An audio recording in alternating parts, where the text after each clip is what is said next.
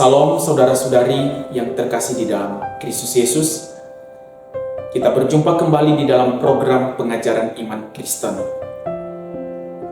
Pada pertemuan kali ini kita membahas satu topik, yaitu hidup adalah proses penyelesaian masalah. Ketika kita mendefinisikan arti kehidupan, pasti kita bisa menemukan banyak definisi-definisi yang lain. Tetapi berdasarkan pengalaman, saya mengatakan bahwa hidup adalah proses penyelesaian masalah. Karena masalah adalah bagian dari kehidupan kita. Kita sering mendengar bahwa masalah itu tidak perlu diundang. Ia datang begitu saja. Bahkan ia datang silih berganti. Ia juga bisa datang secara bersamaan dalam kehidupan kita. Ketika kita berpikir bahwa masalah itu akan berlalu begitu saja, maka kita tidak akan menikmati apa yang disebut dengan kedewasaan dan perkembangan dalam kehidupan kita. Salah satu hal yang menyebabkan kita tidak bisa dewasa, tidak bisa menjadi pribadi yang berkembang ketika kita melewati masalah demi masalah dalam kehidupan kita adalah ketika kita mengambil sikap bersembunyi. Kita menutupi bagian-bagian hidup kita yang bermasalah. Kita berusaha melindunginya sedemikian rupa, sehingga bagian-bagian diri kita yang kita tutupi, yang kita sembunyikan, akan menjadi terasing. Dan ini akan menjadi masalah besar dalam kehidupan kita. Saya bisa gambarkan hal ini seperti seseorang yang punya penyakit, tetapi ia tidak mau penyakitnya diketahui oleh dokter. Maka ketika ia datang kepada dokter untuk memeriksakan kesehatannya, maka dokter mulai meraba bagian-bagian tubuhnya yang sakit. Tetapi setiap dokter memegang bagian tubuhnya, maka ia bergumam kepada dokter, "Itu tidak sakit kok dokter, itu tidak sakit." Ia berusaha menutupi dan menyembunyikan bagian diri yang sakit itu dengan harapan bahwa dokter tidak mengetahuinya. Namun, sekalipun dia berhasil menutupi bagian diri yang sakit itu kepada dokter, tetapi bagian diri yang sakit itu lama-kelamaan akan menjadi ancaman dalam kehidupannya. Kenapa kita begitu pintar di dalam menyembunyikan bagian-bagian diri yang bermasalah? Kalau kita mencoba menelusuri Alkitab, maka setidak-tidaknya kita menemukan dua jawaban.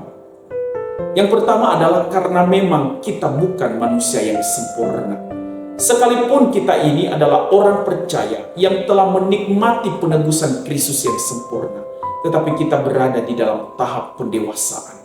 Dan di dalam tahap pendewasaan inilah kita juga sering jatuh pada sikap menyembunyikan diri dari pertolongan Tuhan.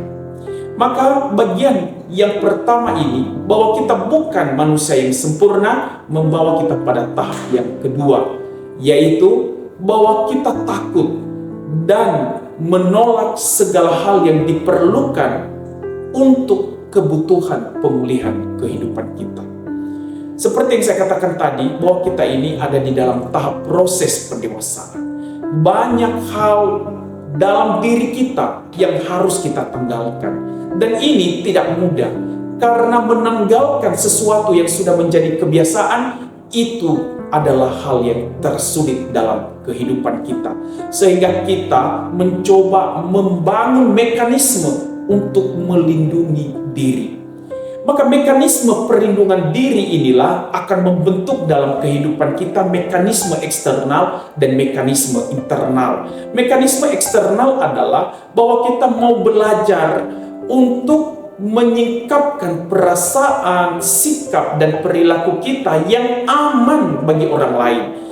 Dan mekanisme internal adalah bahwa kita mau belajar menutupi segala hal, perasaan, sikap, perilaku yang tidak aman untuk diungkapkan. Maka kedua mekanisme inilah yang semakin membawa kita menjadi pribadi yang terlatih menyembunyikan diri, menyembunyikan bagian-bagian hidup yang sesungguhnya bermasalah.